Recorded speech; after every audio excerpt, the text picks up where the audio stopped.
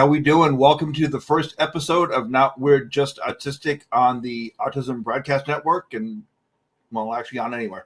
My name is JR, and I put this show together with the idea of looking at autism from a deeper perspective, not just what we do a lot on the surface, like this is what autism is and this is what autism isn't, but really digging down and looking at some of the issues and things that we deal with on a daily basis and what it is to live a truly autistic life in 2021 and beyond.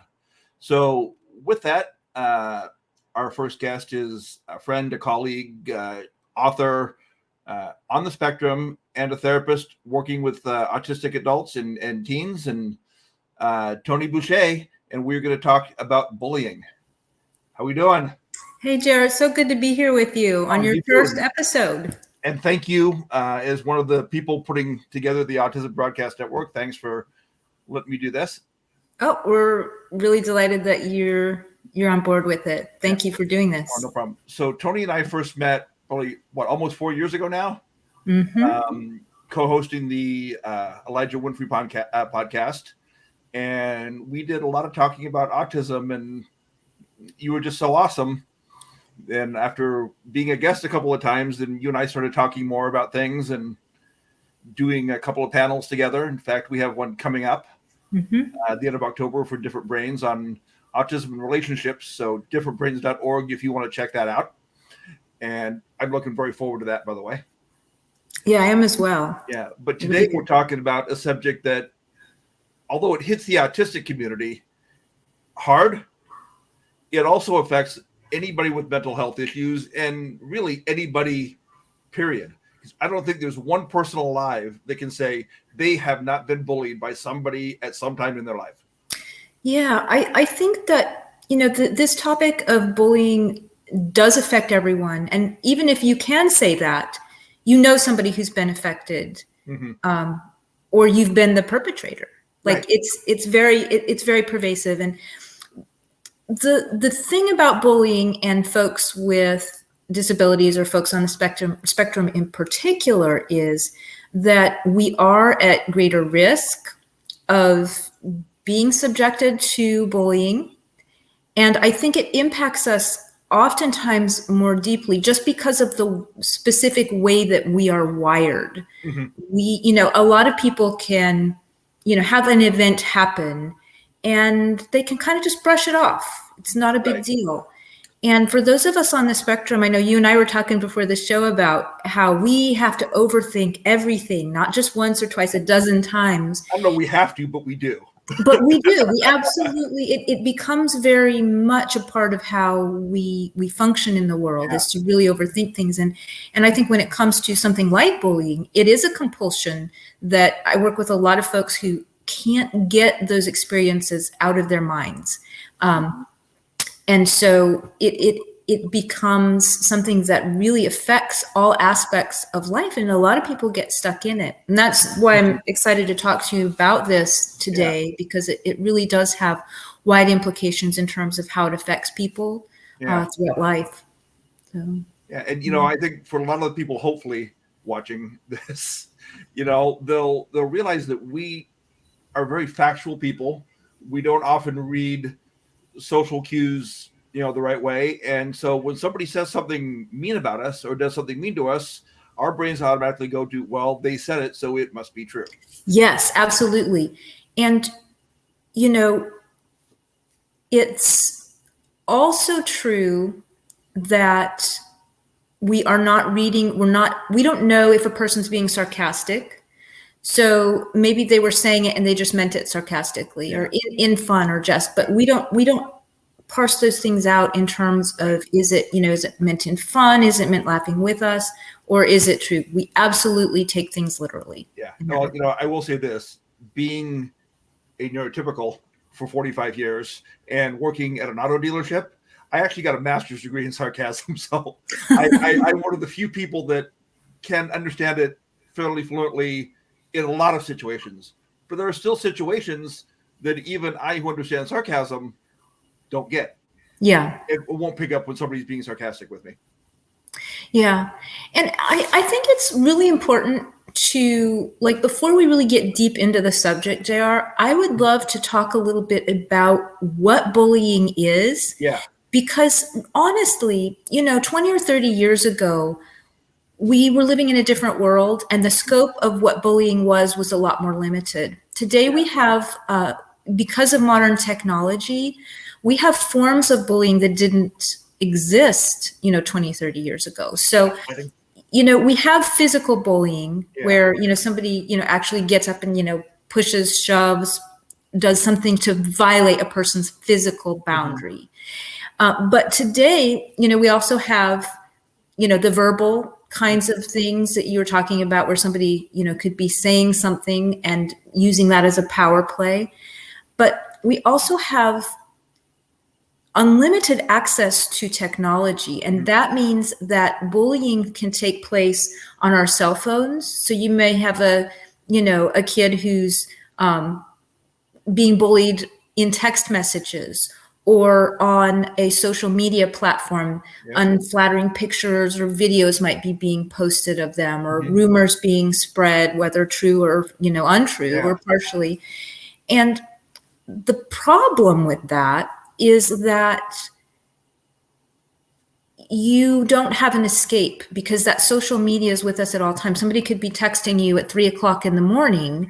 When you and I were kids at school, if somebody picked on us, they did it at school, but then we went home and we were, we didn't have that going on. Maybe today kids can, 24/7 have access to technology, which means that bullying is happening all the time for some folks. Yeah.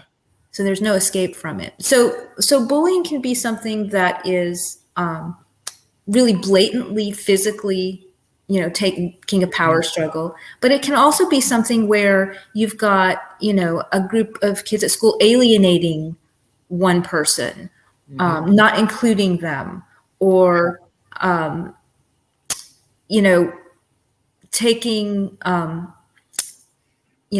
taking something that happens and spreading it across, social media. So there's lots of ways we have for bullying today that I think it's important for people to know.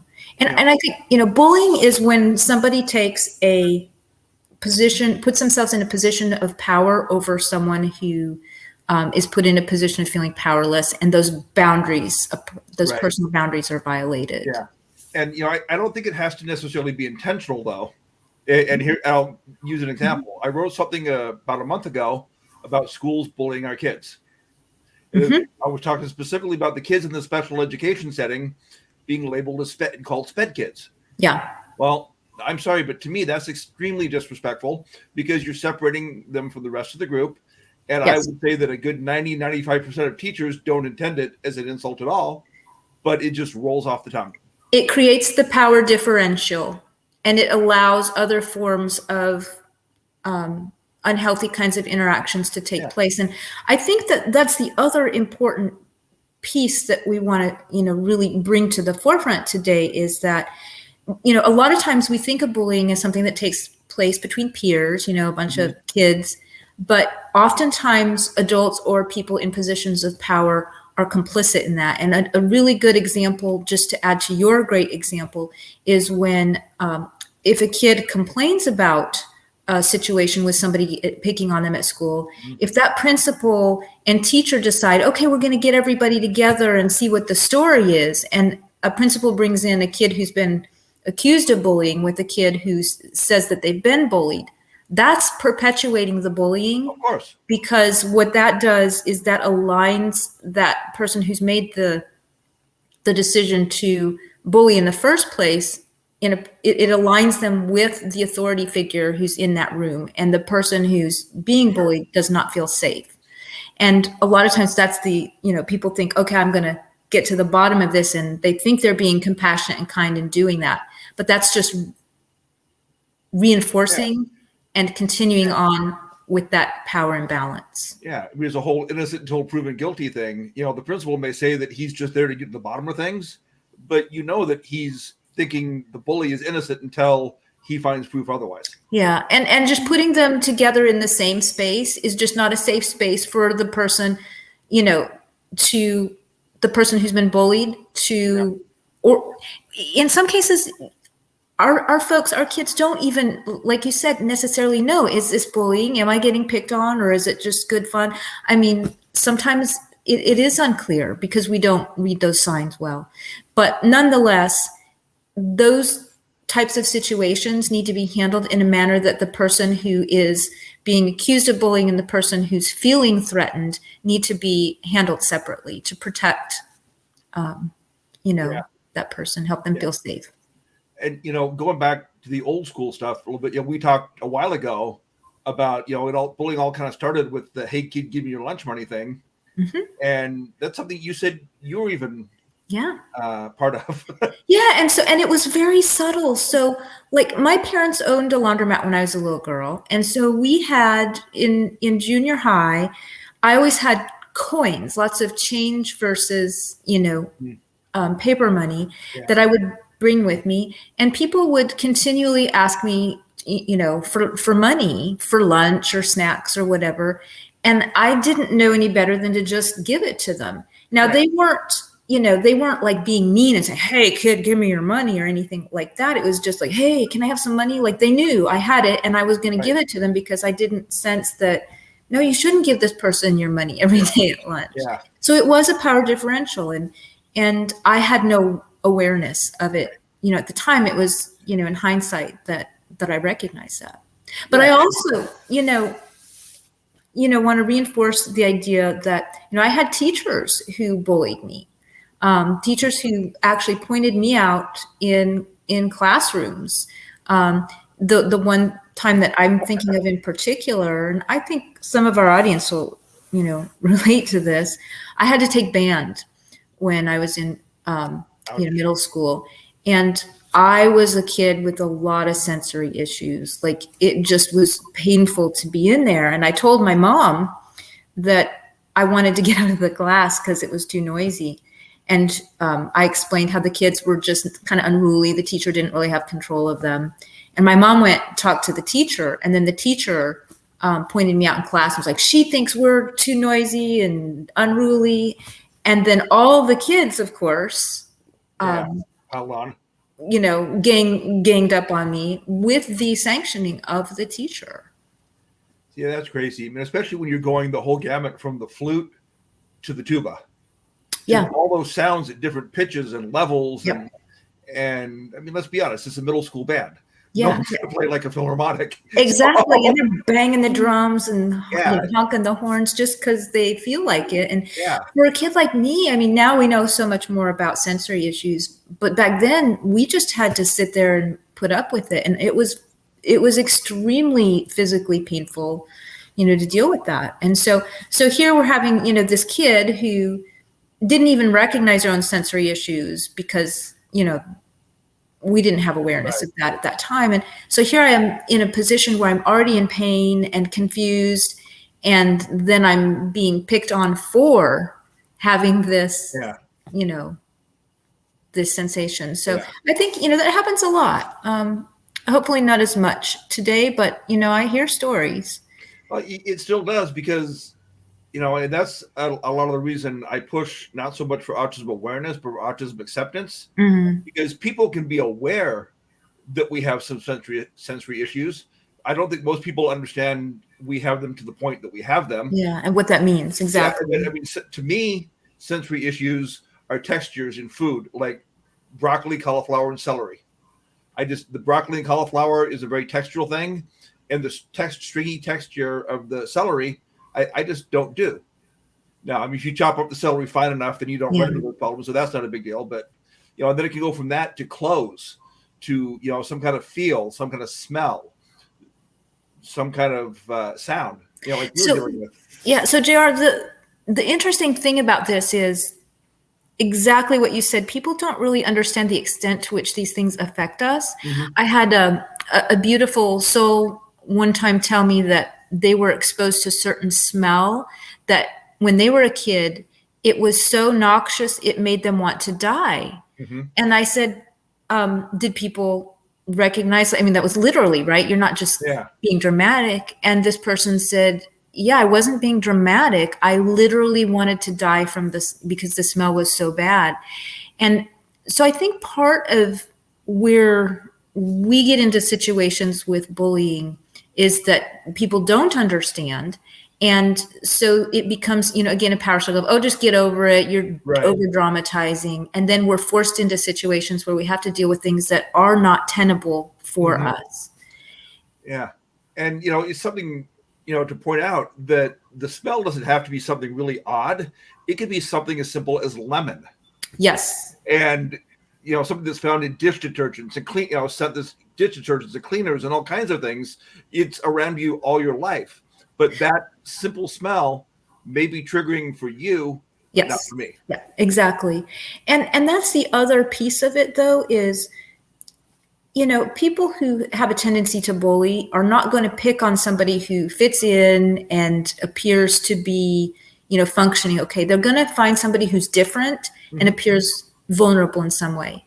And that's one of the reasons folks on the spectrum are, vulnerable. We often lack the ability to express ourselves. So, somebody picks on us, we're not going to tell anybody. I mean, I know that happened to me. I mean, I didn't have the verbal skills to express this or even know how to do that when I was, younger. So if somebody did something, it was going to go with me to my grave, So it's easy to get away with things if somebody lacks the verbal communication. And it's easy to pick on somebody who's different, somebody who stands out as unusual. Right. Well, and even if we do have the verbal communication, we got to remember that oftentimes we talk on two different levels. Yes. So you might be able to communicate it as an autistic person, and I might be able to understand it as an autistic person. That doesn't mean the bully or a lot of other people will understand it because correct. Yeah. Just like Milton's double empathy problem, we understand each other better than we understand them, and they have a harder time understanding us than they do each other. So true. So true. And a lot of us appear to be very visibly competent. I could talk all day about something like Shakespeare or, or autism, and I could do that when I was a little girl. So people thought, oh, there's, she doesn't have any areas where she's lacking because she's, she can talk about these things. But when it came to emotions and all that. Yeah, when it came to emotions or things that were happening, I very much lacked the skills in those areas. So we do have splinter skills when it comes to our communication. So it's very, you cannot assume that a person has the ability to understand or communicate about these situations. So one thing I want to bring up is that, if you're a care provider or someone who, is an advocate or a supporter of folks on the spectrum, it's important to know that you can't just assume I'm going to come tell you if something is wrong, right? So that's one of the important things is I think a lot of times people just assume, oh, something's going on, they'll tell me. So there are telltale signs that you're going to want to look for. If you see any different patterns in terms of sleep is a really good one. If somebody's having bad dreams or is having difficulty falling asleep or waking up in the night and that wasn't the pattern before, that can be a sign that something is off. If you've got some changes in how a person is doing their routines, if they seem to be not themselves, whatever that is for that person, if they tend to seem to be less talkative, or they even seem to be more talkative because they're usually quiet and all of a sudden they're talking more. Those are some signs. If they're starting to perform poorly in school relative to how they were, performing beforehand, if they're avoiding certain areas, if they're refusing to go places and do certain things, and that hasn't been a pattern in the past, it kind of shifts or changes in behavior. It's good to kind of just be aware and, note that those are some telltale signs that something is amiss in the relationship department. Well, and something to point out, though, it doesn't have to necessarily be bad dreams, because I'll tell you, last night I had a very vivid, very strange dream. It wasn't bad, but I felt very restrained and couldn't move a whole lot, and it was strange, but it was very, very vivid. But that wasn't necessarily a bad dream. Yeah, and it's not just people with autism that deal with this too. I mean, it can be very common for us, or it might not be as common for neurotypical people, but it's still going to happen to everybody. Yeah. And I think it's just noticing any changes in diet, changes in habits of, where you want to go, how you are communicating, how your dreams are. And I know that's a little, like, if I were listening to that, I'd be like, well, that's a lot of help because it's not very specific. But I think the take home here is that for those of us on the spectrum, we can't necessarily identify what's going on and articulate it to somebody who could support us. And so noticing any kind of situations where patterns are different is really, really important for people who may lack, the ability to identify it and talk about it. Well, and not even necessarily keeping track of it to the point of keeping a journal, but, so I woke up this morning, I noted that I had that very vivid dream. And if it happens again tonight, then that's, something to start looking at. And if it happens a third night, definitely. But, so I noticed that I had the dream last night. If I don't have another one for a couple of days, then I really can just look at it as kind of a one-time occurrence. Yeah, but it's really interesting that you bring that up because, like you said, it wasn't like a terrifying dream, but it did make you feel constrained. And so I think our dreams really do, in our culture, we dismiss them. A lot of cultures understand that that's a place where we're trying to figure things out and there are lots of messages for us. So there's something in that. And, for people who have challenges with expressing how we feel verbally, those dreams can really be, be helpful. If you're a person on the spectrum, that can really tell you something's off. Or if you've got a child or somebody you care for who's talking about having, unusual or scary dreams. That's, I think it's definitely something to be noted. Yeah. And, I mean, when I thought about having the dream last night, I thought, well, when was the last time I had something like this? I don't remember. So it's got to be at least 6 months or more. Yeah. So to me, that's not a pattern. Yeah. Yeah. I mean, it's something that happens, but if it happens once every 6 months, once every year, even twice a year, I mean, it's probably nothing to worry about, but it's definitely something to take note of. Sure. And like you said, watching for those patterns to occur. The other thing about bullying, JR, is I think we tend to think of bullying as something that happens with children. Yes. And it certainly does, but it happens in the workforce. It can happen with adults who are participating in extracurricular activities or in any sort of group activity. It can happen in your neighborhood. It can happen at a church event. It's not just kids who are affected by this. Yeah. And I worked hockey for 20 years, and I wasn't bullied very much, but that was probably because I was 6 foot and between 230 and 260. Yeah. Well, I mean, that's an organized group where, that's a place where, it's possible for adults to be bullied in those types of settings. And I talk with a lot of adults who are bullied in the workforce and they don't really recognize it. Yeah. Well, but that's where I was going next. Yet every day at work for 10 years, my boss called me Forrest Gump at least once, and in front of my coworkers and in front of the people that work for me. So just because you get bullied in one aspect of life doesn't necessarily mean you're going to in others. Yeah. Yeah. Yeah. Because, like we were talking about, you may fit in very well with a lot of society for 80% of things that you do or experience, but it's those other 20. And that's where the people are going to find the cracks. Yeah. Yeah. To bully you. Yeah. And so one of the things that comes up as a really common theme with the folks that I work with is, and I focus on teens and adults. And one thing that I find is that a lot of times people who are supporting and caring for someone on the spectrum don't recognize that it's not about the severity or the duration of the experience. It's how the person interprets it that causes the effect. So a lot of times parents will be like, oh, he did that like 3 years ago. Get over it. It's, it's not a big deal. It's done. It's in the past. Why don't you just get over it? And that if If we could get over it, we would. But because my brain doesn't let me get over it is the correct answer. exactly. If I could, I would have.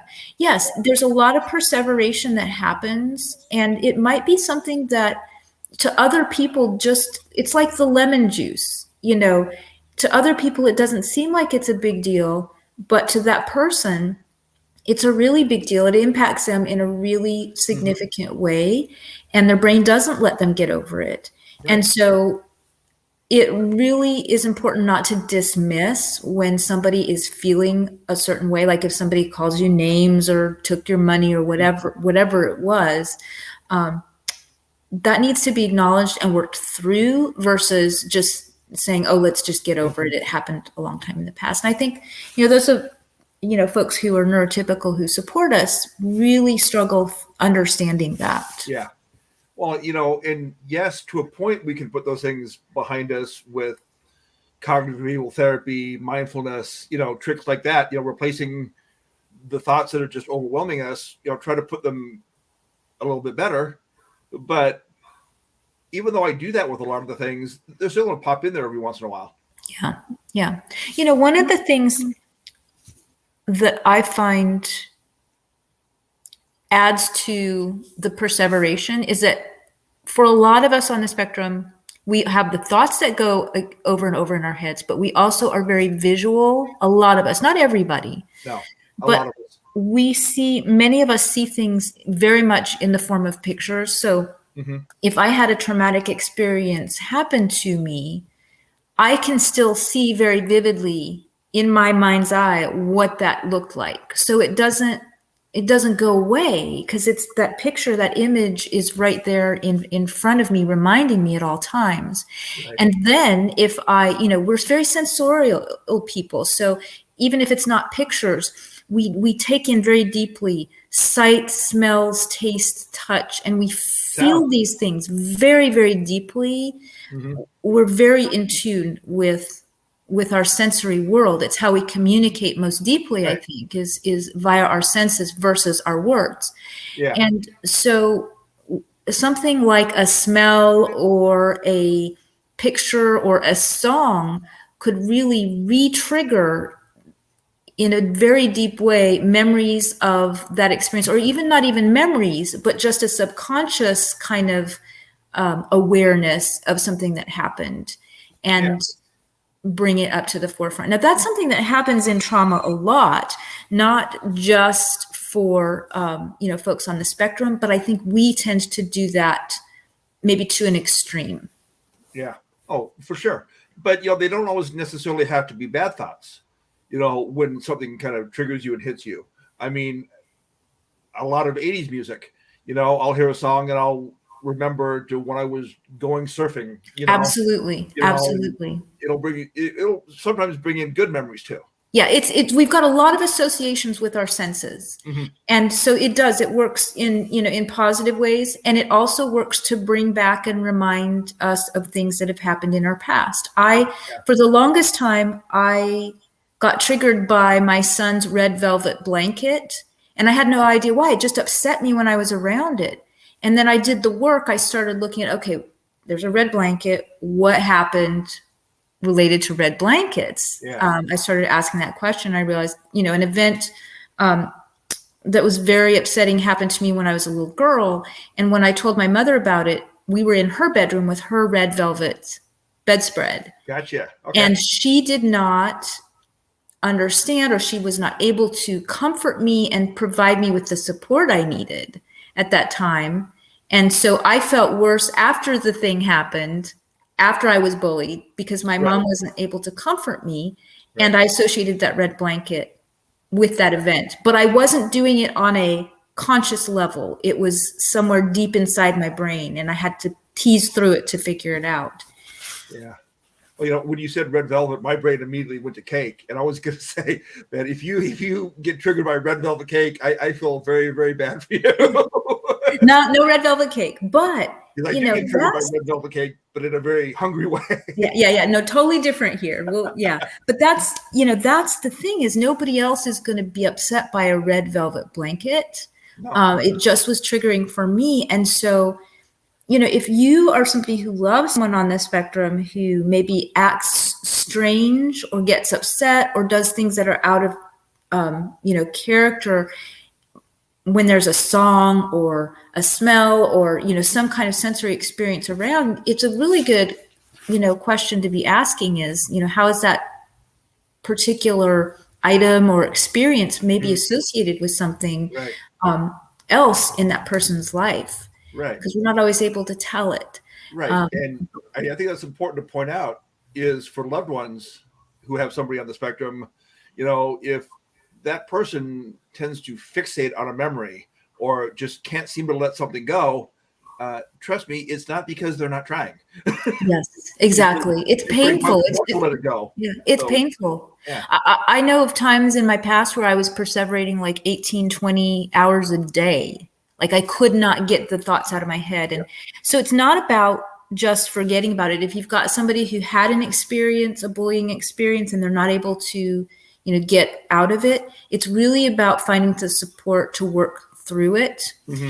And let's talk about that a little bit. There are some really good strategies that can be done to help work through if you've actually been subjected to something like bullying and it's traumatized you and it's stuck and you can't get out of it. One thing is the mind doesn't know the difference between something that physically really happened and a story that you create in your mind. Mm-hmm. So if you find the best way that you communicate, whether that's in writing or verbally or in pictures or through music, and you rewrite the ending of that story differently in your head, whether you change the ending of the story so that the outcome is different, that can be a really helpful way to get your brain outside of that repetitive loop that it does.